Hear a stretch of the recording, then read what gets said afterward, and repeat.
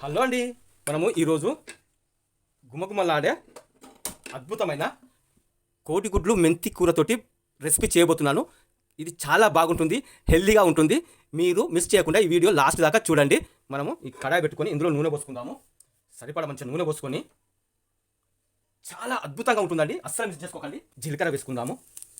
అందులోకి ఈ ఉల్లిగడ్డలు వేసుకుందాము. ఉల్లిగడ్డలు, ఈ పచ్చిమిర్చి వేసుకుందాము.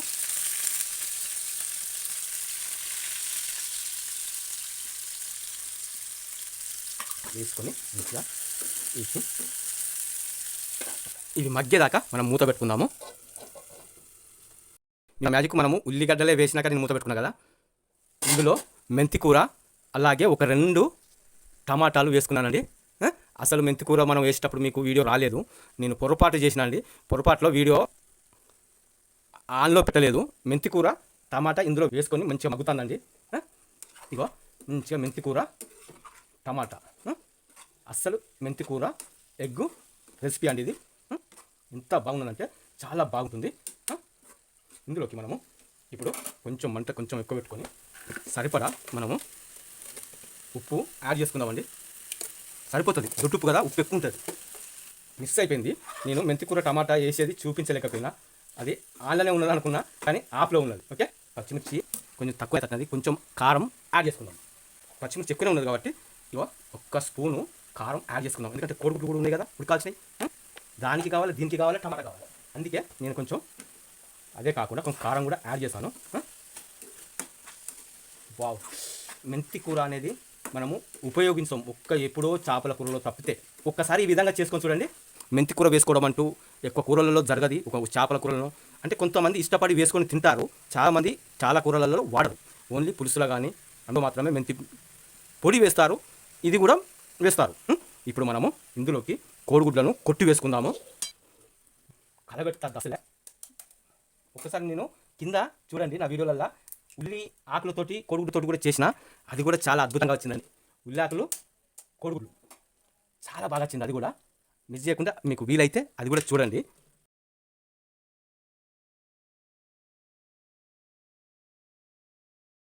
ఇవి గట్టి పడతాయి. ఒకసారి చూసేద్దామండి. ఈ మాత్రం అయిన తర్వాత దీన్ని మనము ఏం చేద్దామంటే అటు ఇటు కలుపుకుంటే ఇది మంచిగా ముక్కలు మంచిగా వస్తుంది.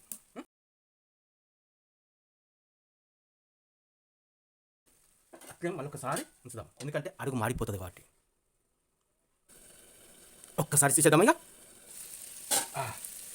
ఆహా, మెంతి కూర ఎగ్ కడుపు ఉండదు నచ్చండి, నో డౌట్. ఈ విధంగా మనకు ముక్కల్లాగా రావాలి. ఇలా ముక్కలు రావాలి, వస్తేనే దీనికి మంచిగుంటుంది. నేను ఒక్క చుక్క కూడా నూనె వాటర్ వేయలే, నూనె అంటాను, అసలే వాటర్ వాడలేదు. కొంచెం ఉప్పు తక్కువ అవుతుంది, అందుకే మనము కాస్తంత సన్నుప్పు ఇందులో మీద నుంచి చల్లుకున్నాము.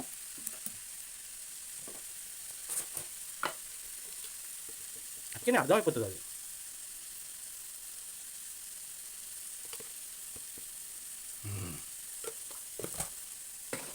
అలాగే 1 టీ స్పూను ధనియా పౌడర్, అంతే.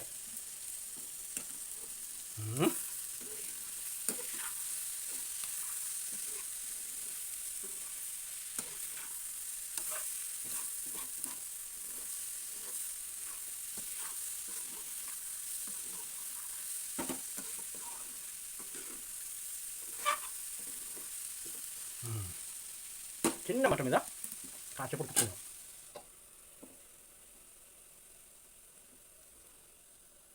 అబ్బా, ఓకే అండి. గుమగుమలాడే మెంతి కూర చాలా అద్భుతంగా ఉంటుంది, అద్భుతంగా ఉంటుందండి. అస్సలే మిస్ చేసుకోండి. ఒక్కసారి మీరు ట్రై చేసి చూడండి, చాలా బాగుంటుంది. ఓకే, ఈ విధంగానే ఉంచేసి మనము కట్ చేసుకుందాము. 2 నిమిషాలు అలానే వదిలేద్దాం. ఇది అండి మెంతి కూర కోడిగుడ్డు కర్రీ రెసిపీ అండి. వా చూద్దాం ఇప్పుడు ఎంత అద్భుతంగా ఉంటుందో. పర్ఫెక్ట్ అండి, పర్ఫెక్ట్ అంటే పర్ఫెక్ట్, చాలా అద్భుతంగా ఉంటుంది. ఒక్కసారి మీరు ట్రై చేయండి.